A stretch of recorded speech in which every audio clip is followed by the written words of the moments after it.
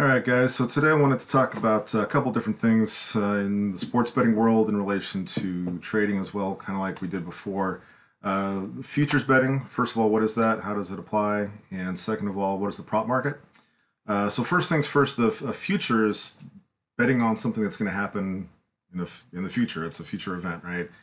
Futures were actually started as in the trading world 150 years ago. If you were a corn grower, for example, on this chart, right, and you say, well, I want to be able to sell my corn at a fixed price and lock in a profit, guaranteeing that I, can feed my family.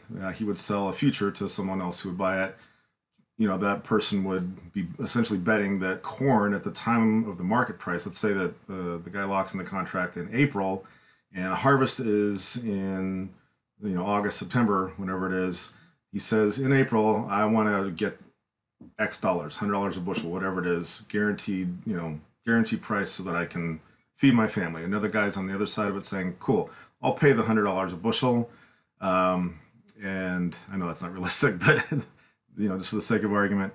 And I have the positive expected value, like we talked about last time, that the price of corn is going to rise. So in this chart, for example, this actually is corn futures over the last year or so.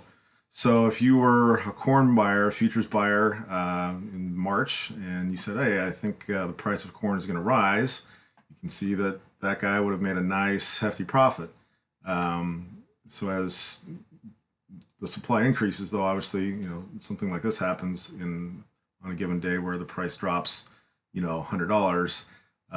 Something happened in the world where there was way too much corn, and now the price of it's just plummeted. So in the sports world, same sort of thing. You're betting on an outcome in the future, usually like a big event, Super Bowl, something like that. So the big money line bet would be, like in this case, Kansas City Chiefs. They're in the top to win, Buccaneers, Packers, so on and so forth. So these are the odds, decimal odds that someone might win the Super Bowl, right? And if you're really crazy, you can get $250 to 1 to bet that the Falcons are going to win, or the Jaguars, $2,000 for every $1 you put in, which is crazy.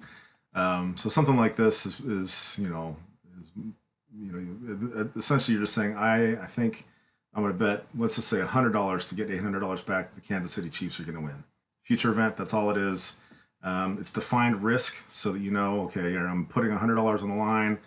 There's no more. I can't lose any more than that. So the second thing is the prop market. And the prop market is short for propositional market. So you have an event, right? This is basketball, EuroLeague basketball. You have your money line, which is Moscow versus, I can't even pronounce this team's name. That's who you're going to bet to win, right? The odds favorite is Moscow. There's all sorts of other things that can happen inside the game, though, and you can wager kind of whatever you on whatever you want if there's a market for it, right? If there's someone selling these odds, then you can say, oh, okay, well, I'll take the risk, and sometimes it's kind of crazy. So, for example, Moscow to win by 1 to 2.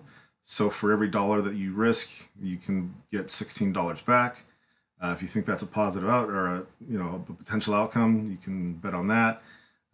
There's a 7-way margin bet. So either team to win by 1 to 5. And I actually took a parlay on a couple of these today on basketball. If it pays out, great. If not, I'm out a couple bucks. But I think it was 10,000 to 1. That's crazy. But every once in a while, why not? I've been making money on soccer a fair bit, so I had a little bit to spare. So winning margin in football, you can say first running back to score a touchdown, right? You can bet on that. So any event that you think that is possible, you can take a look at the odds and say, okay, well, is it worth the risk for me? So I'm a decimal guy.